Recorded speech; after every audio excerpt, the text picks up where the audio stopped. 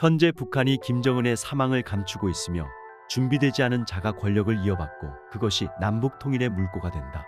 제자와의 선문답 형식으로 한반도의 미래 예언을 남긴 스님 마조도일. 그는 어떻게 먼 과거에서 오늘날 일어날 일을 예언할 수 있었을까요? 실제로 미국 국가정보위원회 NIC의 보고서 글로벌 트렌드 2025에서는 2025년까지 한반도 통일이 가능할 것이라고 예측하였으며 이 통일이 단일 국가 형태가 아니라 남북한 간의 연합 형태로 이루어질 가능성도 제시된 바 있습니다. 대한민국 통일을 예언한 마조도일은 중국 당나라 시대의 대표적인 선종 스님으로 그의 독특한 가르침은 선문답을 통한 방식으로 널리 알려져 있습니다. 마조는 선종의 6조 중 하나로서 그의 가르침은 선불교의 발전에 지대한 영향을 미쳤습니다. 특히 그의 선문답은 오늘날까지도 선수행자들에게 깊은 영감을 주고 있습니다.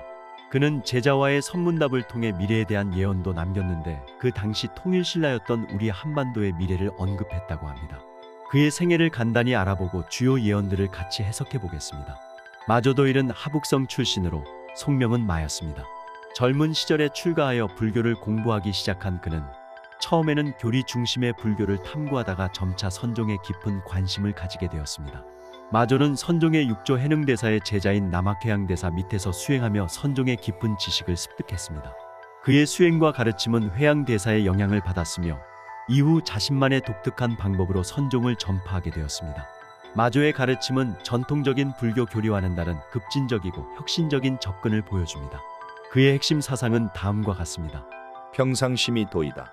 마조는 평상심이 도라는 유명한 격언을 통해 깨달음이 특별한 상태나 장소에 있는 것이 아니라 일상생활 속에서 자연스럽게 발견될 수 있음을 강조했습니다. 이는 선종이 일상생활과 수행을 통합하는 방향으로 나아가게 하는 중요한 원칙이 되었습니다. 마조는 추상적인 교리보다는 직접적이고 체험적인 깨달음을 중시했습니다. 그의 가르침은 제자들이 스스로 깨달음을 체험하도록 유도하는 데 초점을 맞추었으며 이는 이후 선종의 수행 방식에 큰 영향을 미쳤습니다. 그는 제자들에게 깨달음을 주기 위해 종종 파격적이고 예기치 않은 방법을 사용했습니다. 예를 들어 때로는 제자의 머리를 치거나 소리를 지르는 등의 행동을 통해 제자가 자신의 고정관념을 깨고 직관적인 깨달음을 얻도록 했습니다. 이러한 방법은 제자들이 언어적 한계를 넘어 직접적인 체험을 통해 깨달음을 얻을 수 있도록 도왔습니다. 마조는 수많은 제자를 양성했으며 그 중에서도 백장회, 남전보원, 황벽희운 등의 제자들이 특히 유명합니다. 이들 제자는 각자 자신만의 방식으로 마조의 가르침을 발전시키고 전파했으며 이로 인해 선종의 여러 갈래가 형성되었습니다. 유명한 선문답. 마조의 제자가 부처의 본질에 대해 묻자 마조는 단순히 마음이 곧 부처다. 라고 답했습니다. 이는 마음 자체가 깨달음의 본질이며 마음을 바로 이해하는 것이 곧 부처를 깨닫는 것임을 나타냅니다. 한 번은 마조가 제자에게 닭이 울 때 너는 어떻게 하겠느냐? 라고 물었습니다. 제자가 그 소리를 듣고 일어나겠습니다. 라고 답하자 마조는 너는 이미 그 소리에 속았다. 라고 했습니다. 이는 외부의 현상에 대해 즉각적인 반응을 보이는 것이 깨달음과 멀어지는 것을 의미하며 본래의 마음 상태에 대한 이해가 중요함을 나타낸다고 합니다. 여러분은 이런 특이한 그의 가르침의 방식이 어떤 것 같나요? 선문답을 통한 미래 예언. 마조도일이 그의 제자 백장회의 선사와 대화한 내용이 기록으로 남겨져 있는데 여기에는 중국과 한국의 미래에 대한 예언이 들어 있습니다. 그 내용을 해석해보면 다음과 같습니다. 스승이시여, 먼 훗날 우리 땅의 운명은 어떻게 될까요? 거대한 용이 깨어나니 그 비늘은 광채를 뿜어 하늘에 닿는다. 그러나 용의 몸은 차츰 갈라져 서로 다른 길로 흩어지게 될 것이니 물이 흐를 수 없는 곳엔 갈라진 틈이 더욱 깊어진다. 이는 중국이 한때 거대한 용처럼 하늘 높이 솟구쳐 세상을 밝히는 빛을 발하겠지만 그 힘은 결국 내부의 깊은 균열로 인해 무너지게 될 것이라는 예언입니다. 용의 몸이 분열되는 것은 그 위대한 힘이 조화롭지 못한 내부의 갈등과 긴장으로 인해 파열되며 그 갈라진 틈은 점점 더 깊어져 결국 용은 더 이상 하나의 형태를 유지할 수 없게 됩니다. 결국 중국의 이 강력한 성장은 내부의 불안정성으로 인해 자신을 무너뜨리는 힘으로 작용하게 될 것입니다. 이는 역사 속에서 수없이 반복되어 온 강대국의 운명처럼 큰 힘에는 큰 책임이 따르지만 그 책임을 감당하지 못할 때 그 힘은 스스로를 파괴하는 원인이 될 수 있음을 예언합니다. 다음은 마조도일이 백장회의와 당시 남북국 시대였던 한반도를 두고 나눴다고 알려진 대화입니다. 스승이시여, 먼 훗날 이 땅의 운명은 어떻게 되겠습니까? 작은 새는 두 갈래의 길로 나뉘어 날아가니 한쪽 날개는 햇빛을 받으며 강하게 날아가고 다른 쪽 날개는 어둠 속에서 길을 잃게 된다.